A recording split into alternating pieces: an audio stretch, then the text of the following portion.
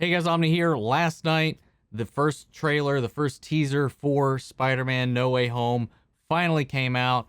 It's sweeping the internet. It's been pretty much everything everybody's been talking about here for the past few months. I mean, like, where's the trailers? To the point where, like, people are scalping at leaks, finding all kinds of information that they can, rumors afoot everywhere, and no trailer to be had. Constantly seeing videos talking about the trailer update. When's the trailer coming? Trailer release date. All this stuff, man. It's been pretty much on everybody's mind for a while now, and a lot of people's concern also whether or not this was a sign the movie is going to be delayed. But the teaser came out last night, confirmed a couple of rumors to say the least. Straight up, not even like alluding to, but definitely hard confirmed a couple of things that have been rumored for quite some time now. And it was just an exciting tease. It was like 3 minutes of a teaser. So I feel like that's borderline a trailer when you consider it more than a trailer if you compare it to like other things. So yeah, it makes me wonder what the full trailer is going to be whenever that thing comes out. But Erik Voss has gone through the trailer and has done his breakdown, his Easter eggs and details you might have missed while watching it. We caught a couple things going through it. But yeah, I was in the middle of a bunch of other things, so I couldn't really linger on it and go through it too much.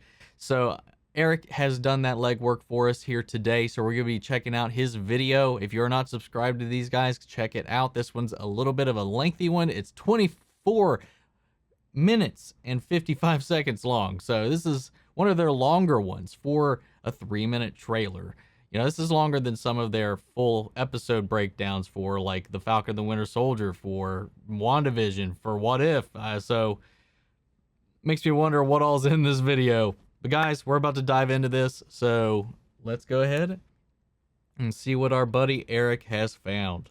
Welcome back to New Rockstars. I'm Erik Voss, and this is a breakdown of the long-awaited trailer for Spider-Man No Way Home, a film now confirmed to blow open the live-action Spider-Verse with past franchise villains we never thought we'd see in the MCU. Well, some of us thought we would. And it's all thanks to Doctor Strange being the cool dad to a team with cold feet. Cold because Wong left the Sanctum freezer open to get some hunk-of burning fudge. And yeah, this trailer dropped on August 23rd, which is insanely the date Wanda Maximoff and Vision had hearted on their calendar in WandaVision. Really? Coincidence? Not here at New Rockstars, where our prayers to Mephisto are inevitably answered. So much to break down how these alt-universe villains got. I gotta say, like, you know, the storyline that you can kind of feel that they're referencing, he's probably going to touch on it. There's a couple other things that might be like reviving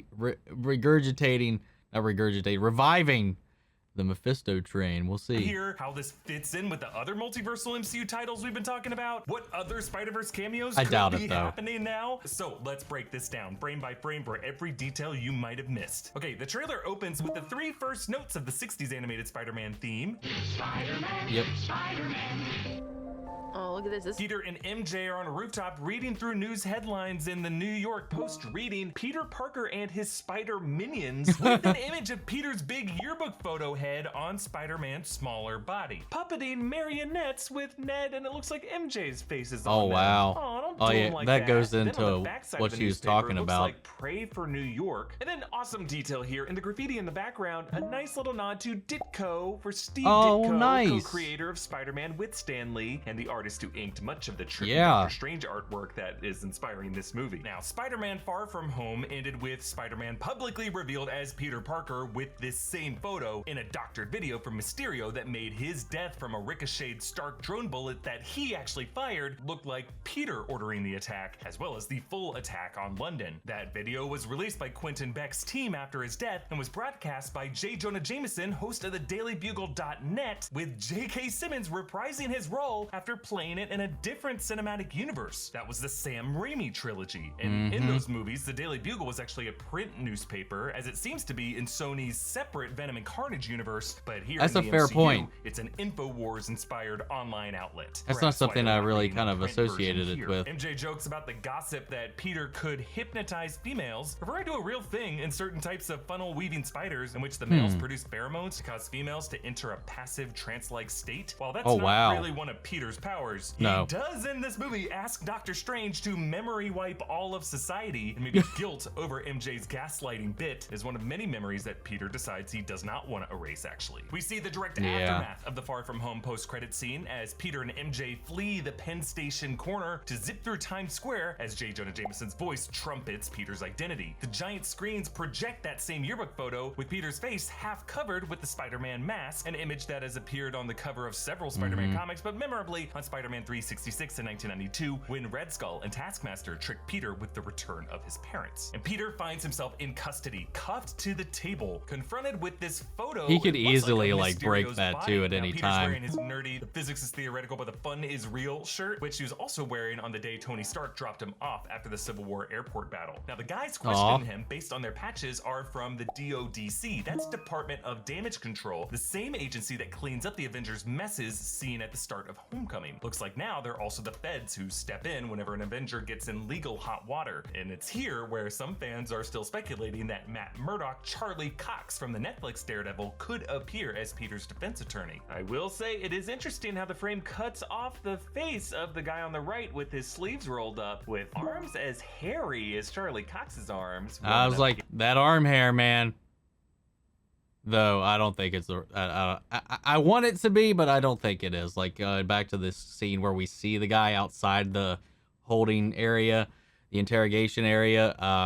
The face and the body type doesn't quite match up. Also, no cane, no glasses. So if he was out there, I don't know if he would be feigning sight, which he could do. He could easily, act like a sighted person.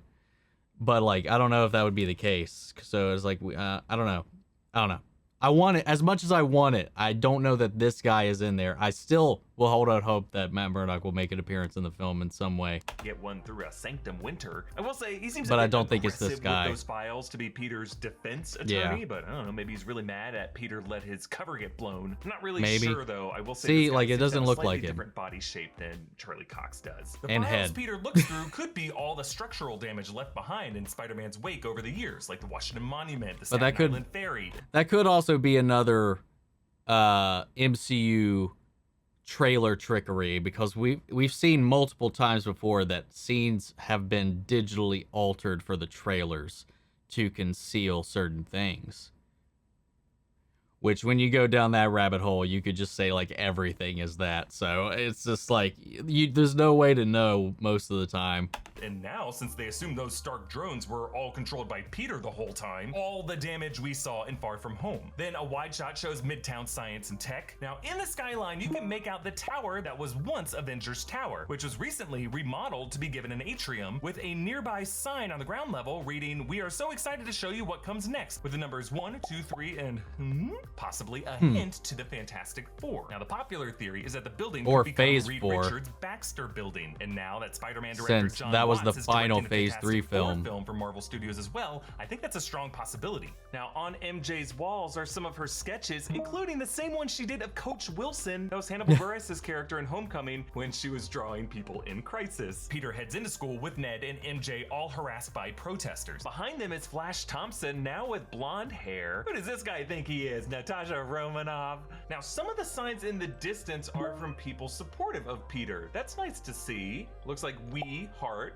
Spider-Man Head, or Editor John thinks We Heart Potato. Actually, one sign puts Peter in devil horns with devil in disguise. Okay, don't you dare say it. Okay, I'll say it, Mephisto. Only because the plot here does feel a bit similar to the 2007 One More Day storyline, in which Peter asks Doctor Strange to save Aunt May's life, but then ends up making a deal with Mephisto that involves the world forgetting that he's Spider-Man. That also requires him to split up with Mary Jane. Now, many readers were not huge fans of that storyline. No, they were not. Retconned the character completely at the time, so much so that Marvel later had to kind of backpedal a lot of the implications of it. So I think while while one more day may influence the setup of this movie, This might be the a second very, and third very acts look like they're loose going in very different adaptation. directions. Peter and MJ flee helicopters that surround them atop a bridge, If at probably all. also part of the chase in the minutes after Mysterio outed him. Now they're actually on the Queensboro Bridge, which runs alongside that Roosevelt Island tramway, the famous setting of the showdown in the first Sam Raimi film between Spider-Man, Green Goblin, and Mary Ooh. Jane, and the people in New York. You mess with one of us, you mess with all of us! Peter faces a bunch of gawkers from his fellow students at Midtown High. On the screen looks like the Midtown Morning News with host Betty Brant live on the scene, which I think would be right outside this high school. Now, Yeah. for her to be reporting on this would be a bit of a conflict of interest considering she and Ned used to date. Now, as Peter trudges through the high school, in the deep background are the science and technology murals that include the face of Howard Stark, with the Starks now probably feeling further away from Peter as he drowns in public scrutiny. And since this is a shot of a bunch of young extras, naturally the dude in the Letterman jacket on the right looks directly into camera.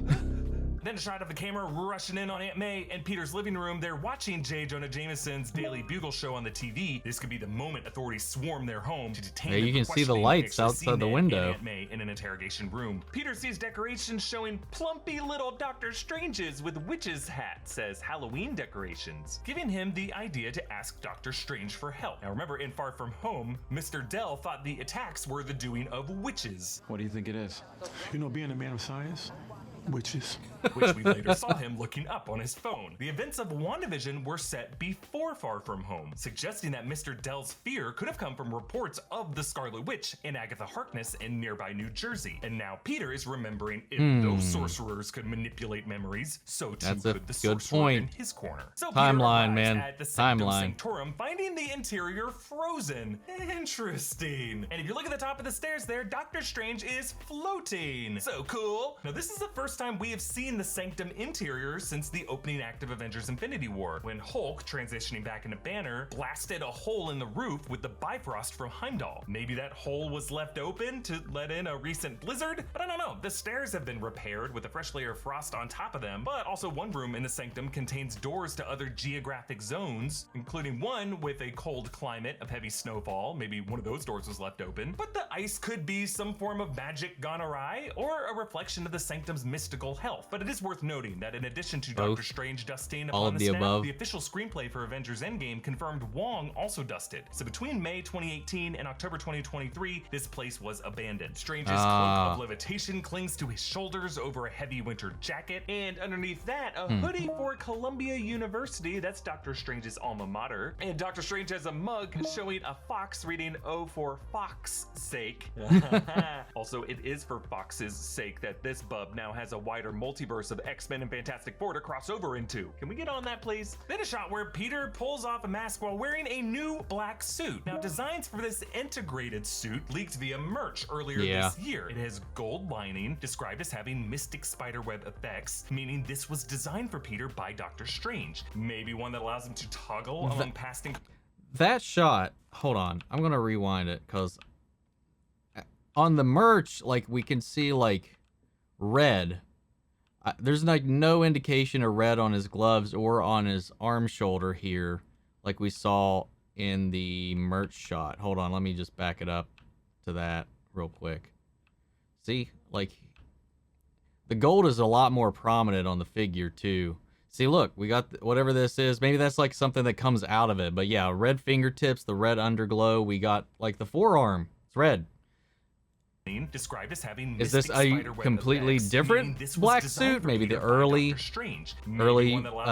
iteration of it. Incarnations of a suit, and or use sorcerer magic to track and capture entities from alternate universes, like by whipping web strings made of magic. Now, this facility is a homeless shelter, and you can see a poster reading Beast on the far right there. The homeless outreach organization that Peter works at in the comics and played a big role in the PS4 game. Yeah. Actually, the location with the witch decorations Peter was in earlier also could have been part of Feast. A leaked set photo that went around recently revealed a Feast truck parked outside the Sanctum. Maybe Peter volunteers at Feast as community service after getting into trouble. So Peter asks Strange to make it so that Mysterio never revealed his identity. And Strange is like, sure, okay, despite a stern warning from Wong. Why does Strange go along with this? Like, Strange must know how dangerous this spell is or how petty Peter's wishes are. Maybe Peter's legal troubles are becoming a security threat that Strange is concerned about. Or Strange is egotistical enough to assume that he can address Peter's wishes with the precision That of a one. surgeon's scalpel. Especially Or with the big Strange has win some of other Endgame. motivation we don't know about. No, well, maybe. I'm actually wondering if Strange might see a benefit in deliberately crossing the streams of the multiverse to get ahead of a chaotic crisis he knows. I feel like after what happened with Endgame and his, playing of realities of time and their chances, like he's probably got a little bit of a big head after all of that, considering the state of his power and all this stuff. But he is confident that he could do this, but it only messes up because Peter keeps changing things, is interrupting and altering the spell. So had Peter had been without conflict during this situation, I'm sure this would have been just a smooth spell to deliver. And some people at time kind of pointed out, well, Strange has learned this lesson before in the first movie, but that was rewinding time. This is just a memory spell. So it's not the same thing. He's not rewinding time. He's not going back and changing reality. All he is just basically doing a Men in Black flashy thing to the entire world.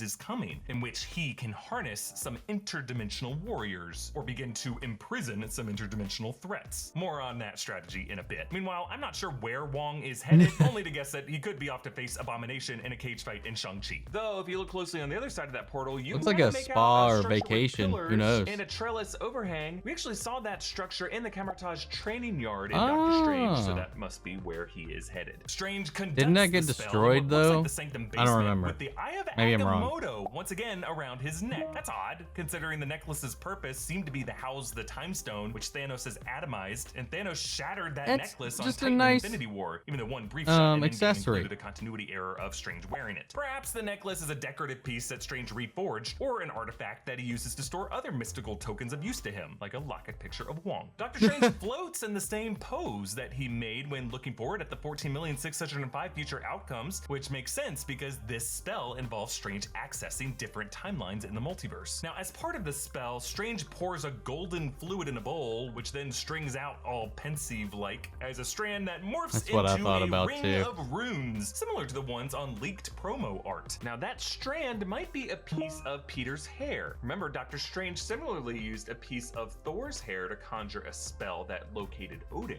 and Agatha used a piece of Wanda's hair to conjure a memory-based spell in WandaVision. Now, hey, if you like what we do here at New Rockstars, or if you like cool nerdy clothing and gear, you should be checking out newrockstarsmerch.com on a regular basis to see what new stuff just dropped. Our partners at Epic Hero Shop have put I together just got a full their, lineup of really cool gear, shirts, Cosmic stickers, Witness hoodies, all shirt, kinds of cool waiting items for that to grab come yourself, in. or to give as a gift and completely blow your nerdy friend's mind. Like if giving someone a Mobius on a jet ski t-shirt doesn't say, our friendship is real. I don't know what would. It was real to me. And they have just released brand new items inspired by Marvel's What If, including the newest edition of the latest Obsession line of t-shirts, Cosmic Witness. Now, these are limited edition shirts and won't be around for long. And whoa, as this Spider-Man trailer is dropping, I am getting a text saying we got some new Spider-Man No Way Home inspired designs on the way. They look amazing. There's actually an entire lineup of merch. I don't know why, but that design looked like somebody walked in on Peter taking a dump reading the newspaper. Can we just go back to that shot real quick? Just that's immediately where my brain went. Tell you how my mind works. There's actually an entire lineup of merch inspired by the Suicide Squad, including some great stickers and a King Shark backpack, and t-shirts in kid sizes, because nothing says back in school like a character that keeps graphically biting people's heads off. There's just plenty of other merch at the shop inspired by Loki, Black Widow, WandaVision, The Mandalorian, and all the other nerdy properties that we love. So check it all out at newrockstarsmerch.com. You'll be helping out our channel directly while also earning some major nerd cred. Also notice how this bowl is adorned with tiny figures of animals. Looks like there's an elephant and then a ram, and then on the left it could be a lion or a tiger. Also kind of looks like an owl. Looks like an and owl. The elephant makes me think this is a relic of Indian or maybe African origin, since those are the places you can find elephants in the wild. There is the Hindu deity of Ganesha, who has an elephant head and is known as the god of beginnings or new enterprises. But elephants are also known for their extensive memories, which could also connect with this being a memory-based spell. But it is tough. If we're gonna do any interpretation, we gotta account for all the animals. Now, Peter interferes with the spell, not just by physically stepping into it, but by verbally expressing his change of heart as the spell is underway. I don't know, maybe I just have Harry you Potter see in it my brain, starting but it to looks like shake. there's some sorting hat rules going on here, and the spell takes takes Peter Potter's choice into account. Notice the spell forms Peter Potter. 4 separate rings, which then tilt and chaotically break reality around them, opening up to this nebulous void on the other side, which doesn't look too different from the void of That's space what I thought. of the sacred timeline that surrounded the Citadel at the end of time. In that Loki finale, we learn that the sacred timeline is a ring that circles back on itself. So that could clue us into the production design here. Each ring could represent a separate universe. One for the MCU, one for the Raimiverse, one for the Mark Webb universe, maybe a fourth for Sony's Venom Carnage universe. The components of the spell colliding and breaking reality seem to be the mechanics by which alternate universe villains are now crossing over into this movie. The rings begin orbiting independently of each other, but then knock into each other, with each collision perhaps causing a crossover of a character or an entity from that universe into this one. Now, coming out of Loki and WandaVision, we're still not entirely certain how much those events affected the multiverse across all Marvel titles like this one, because this event seems to be separate from He Who Remains Sacred Timeline breaking apart. However, since Loki established that time from the vantage point of the Citadel is occurring all at once, that breaking of the timeline could be coinciding with all kinds of seemingly coincidental independent events, like Wanda with the Darkhold, and now Peter and Strange in this spell gone awry. Now, at one point in this multiverse imagery, it flashes to this textured tunnel. This is actually taken directly from Doctor Strange's multiverse montage in the 2016 film, and then we get an even quicker flash of multicolored streams, which match the ones that shot out of Strange's arms and legs during that sequence. Now, here the frame cuts off whose limbs they're streaming out of, maybe one of the Spider-Verse villains being pulled into this reality, or one of the ultimate Peter Parkers. Strange stops the spell, and the rings shrink down to handheld size, but they continue to spin at these chaotic angles. To me, this is also very reminiscent of the machine in the movie Contact, a title that I only bring up because it keeps weirdly coming up as a Marvel influence in titles like Doctor Strange, WandaVision, Loki. The machine in that movie had 4 rings, 3 of them spinning, all at different angles, and also opened an interdimensional portal. Then we move on to some truly Doctor Strangean imagery. The city of New I York love this bending shit, into man. donut shapes. I love this. Strange says, "You tampered with the stability of space-time. The multiverse is a concept about which we know frighteningly little," which is interesting because of all Marvel characters, Doctor Strange and Peter Parker are really the only title MCU heroes who have ever spoken of the multiverse, prior to Loki at least. Strange experienced a trip through the multiverse thanks to the Ancient One, and in Far From Home, when Peter met Mysterio, he proved that he had thought quite a bit about the multiverse. I'm sorry, you're saying there's a multiverse? Because I thought that was just theoretical. I mean, that completely changes how we understand the initial singularity. Again, I just think Strange knows a lot more about the multiverse, and he might be using Peter to get what he wants from it. Now, the city appears to be sinking at the exact part of New York City where the Sanctum Sanctorum is located, 1778 Bleecker Street. That would be not that far from Washington Square Park, as you're overlooking the river toward New Jersey. Now, in this shot, Peter looks at his hand as if his web shooters are not functioning. I don't know, Maybe it he's looks out of like webbing, it. or maybe Strange's spell won't let him use them, but in either case, it does recall the moment in Sam Raimi's Spider-Man 2 when Peter's stress caused him to run out of organic webbing mid-swing. That's right, let us not forget that the Raimi trilogy did not use classic Spider-Man web shooter devices, but made Peter's webbing spew out of his wrist skin. I can't wait to see that conversation between Tom and Toby, and cue my favorite fat cut. Peter, what's going on in there?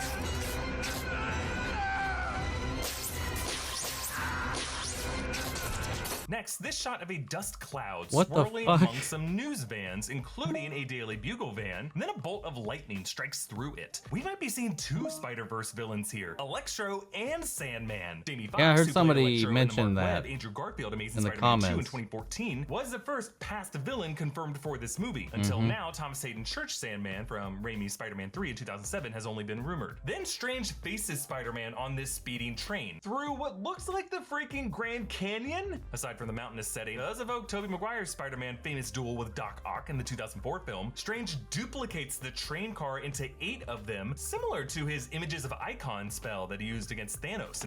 Anybody else think that that looks like that outfit he's wearing though is a little more black than blue, the like we see him in typically? Maybe it's just the coloration of the scene, the trailer itself, or it could just even be on my monitor, but it looked black and not dark blue to me. Some people would mention maybe that's a Doctor Strange variant that he's facing off against on the train. You never know. Could be the one from What If that we haven't seen yet. in Infinity War. The train track also splits into duplicates, a fitting metaphor for the way the Marvel timeline is branching off into alternate courses when Nexus events rupture the sacred timeline. During this, Strange blames Peter for trying to live 2 different lives as what caused the spell to misfire. Look, even in the shadows there, it looks pretty blue. Again, of the 2004 film when Peter gave up his second life and paid a price for it. If you think about it, in the MCU, Peter's really the only prominent superhero who's tried to hold on to his anonymity when everyone else just kind of lives very public lives. And again, I think it's super odd that Strange is antagonizing Peter here when Strange was the one who agreed to do the spell in the first place. Strange pushes Peter's astral projected soul from his Spider-Man body, similar to how the Ancient One pushed Bruce Banner's astral self from his Hulk body. Now, as Strange does this, the surrounding world freezes, which they cleverly show with a ton of autumn leaves frozen in place, as well as the woman walking the dogs. Actually reminds me of that first Raimi movie where he used the background details like the fly and the spitball to convey Peter's spidey sense. Now, Peter is holding an interesting looking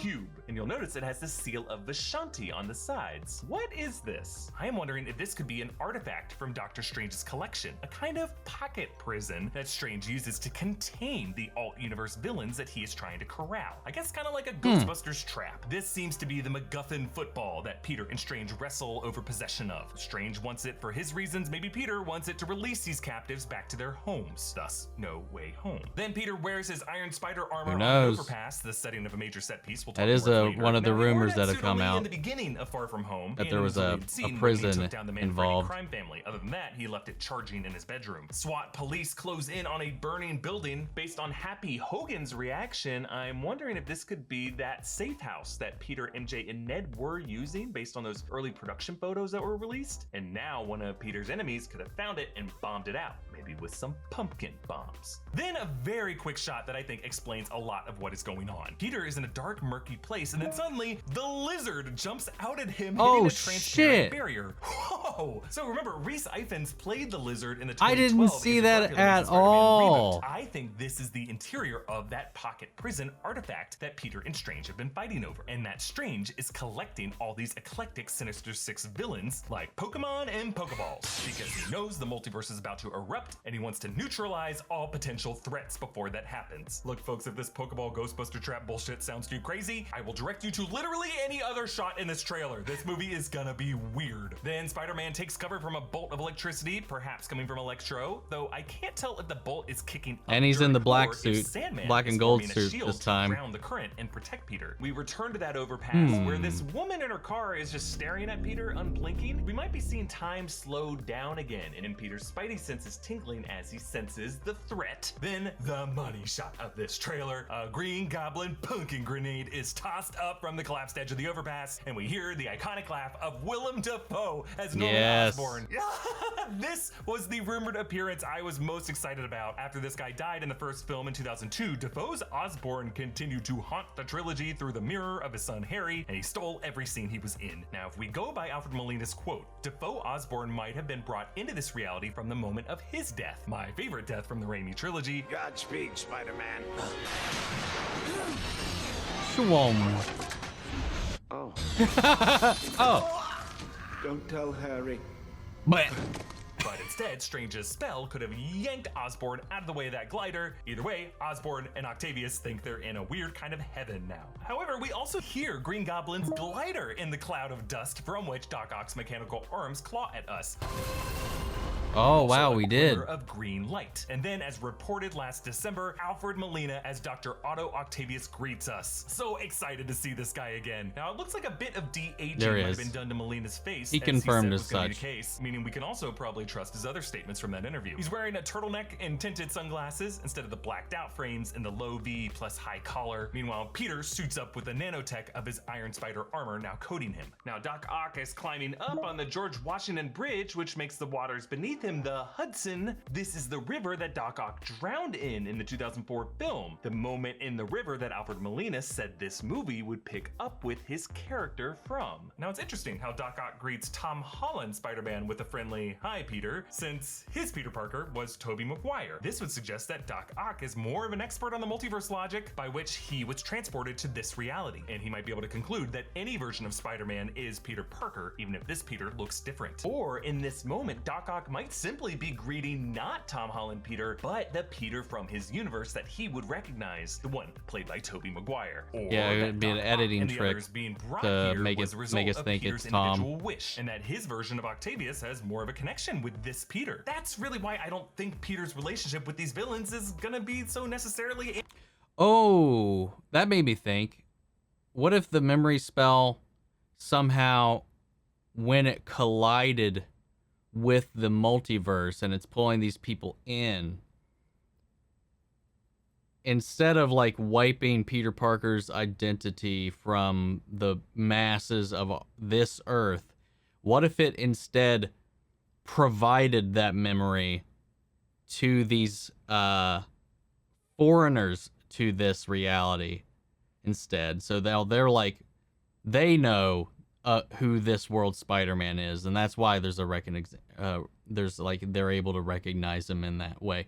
Again, it could very well be an editing choice, and that's all it is. But that would be one way, if there is not Tobey and Andrew in this, that these spider villains would see Tom Holland as their nemesis. Like maybe it somehow like overrode their memories when they were brought into this reality because of Tom Holland's interference. Just a thought. Just came to mind. Just wanted to throw that out there while I had that. Antagonistic. He might be trying to help them go home, restoring the multiverse into separate universes and deciding he can live one life, a life with the consequences of his actions. Now, what about all those other cameos that have been speculated? The alternate Peter Parkers from those realities, Tobey Maguire, Andrew Garfield, or Charlie Cox as Matt Murdock. Again, there have been numerous unconfirmed reports. Tom Holland and Andrew Garfield both denied it. Many fans did not believe them, but I will say, it certainly seems more possible now. If the villains from these universes can get transported into the MCU, why not the heroes? Now, I would be surprised if Sony revealed those in a trailer. Yeah, I doubt it. I doubt we will see them in any of the trailers. Or Andrew through a portal or something. I'm also totally okay with this being Tom Holland's movie and the mere prospect Somebody had of said they Alfred Molina saw and Willem Tobey in Dafoe here, but I showing don't know up where has it me would have thrilled been. beyond imagination for this film. We are in the end game now, my friends. Between now and December, New Rockstars is going to be speculating like crazy about this film, and we got a lot more videos coming your way. And you can support New Rockstars by checking out our merch options at All right, guys. newrockstarsmerch.com. Lots of fun little nuggets, a lot of brain food to chew on for what these things could mean, what we could see going forward, a lot of little details I didn't think about. It does seem to be a little bit of like an adaptation of the One More Day and then the subsequent follow-up to it, like a very loose adaptation of it. I mean, what happens as the result of his identity getting out that leads into One More Day is does involve the Sinister Six, so who knows? Who knows, man? But I don't care. Whatever they do with this, it looks fun. It looks interesting. Doctor Strange is just like, I love the reality bending, just the magic that he brings to the table, and just having Spider-Man, his bumbling, wholesome nature kind of be what kind of messes it all up. And I don't know, I buy into it. I'm ready to see what they do with it. I'm ready to see how this unfolds. I don't think we've seen even a like remote fraction of the film. I feel like what we've seen here, because I know people are like, oh, Sony's just blowing their load in this trailer. They're showing us everything. They're showing us the whole story. And I was like, I really doubt that. I'm sure there's so much more in this that we have no idea about. But I think there's going to be plenty of surprises left for everybody by the time the movie actually drops. I can't imagine the next trailer showing too much more. But who knows? We'll see. I'd be completely fine if this was kind of the last thing we got until the movie came out, because this is one of those movies where I'd love to go into this just knowing as little as possible, but being the nature of the game and the hunger that I have for this, there's no way that I could resist not watching a trailer when it comes out, though. But I'm trying my best to stay away from these leaks and spoilers and stuff, but when you're in this sphere, it's really difficult. Because people want to be the first person to let you know about a certain thing as soon as it happens. And a lot of the time it's in a very well-meaning way, because the second the trailer leaked yesterday, or not, the day before, whatever it happened, because my days are blending together as always. That's kind of my typical excuse anymore. I was like, because I really can just, it's either a bad memory or everything just feels the same. Whatever happens there, the people, I was like, when that leaked, everyone's like messaging me. Some people just straight up sent it to me, and I was like, what the fuck? Okay, well, thank you for letting me know. I'm not going to open this. So yeah, it's a heyday, man. People love to have that feeling of being the person to introduce something to somebody. So I got so many messages about it. So it's rough. There's some things that I just couldn't avoid. Like I did see the leaked promo art. Some of those reasons is because it was literally at Hot Topic. It was on Hot Topic's website, and I was just looking for some shirts that might be interesting, or some themed shirts, and it was just there. Same with Amazon. They were on there ready to order for you. So it was like, okay, well, I guess someone gave the green light for these things to be out. Of course, there's the official Funkos that have been released already, and then other merch that just keeps getting released, and feels like the merch has been what has leaked a big majority of this movie and spoiled a big majority of this movie. Not a big majority, a minor, tiny fraction of the movie anyway. But guys, what did you think of this breakdown? Is there anything that they missed? Sound off the comments. Let me know your thoughts down below. We'll carry on the conversation after the video. We will be covering this when it comes out. Guys, we're covering What If right now on the channel. So if you're not subscribed already, come hang out and we'll follow along that journey. Everything that the MCU is putting out on Disney Plus, we are covering here as far as reactions go. And yeah, so if you're, and even if it's not Marvel, just if you're interested in DC, Cobra Kai, Invincible, whatever, try to keep try to diversify as much as possible. So that all being said, come hang out on our Discord. Follow me on all my socials. Links to all those are in the description of this video. Before we go, I want to shout out our channel legends, Mandy Sherritt, Ryan Karen, Jason Coleman, and Philly Vane. Thank you guys so much for your support and being supportive throughout all this craziness. But yeah, thank you guys so much. I really appreciate and love you guys. I will see you all in the next video. Take care, everybody.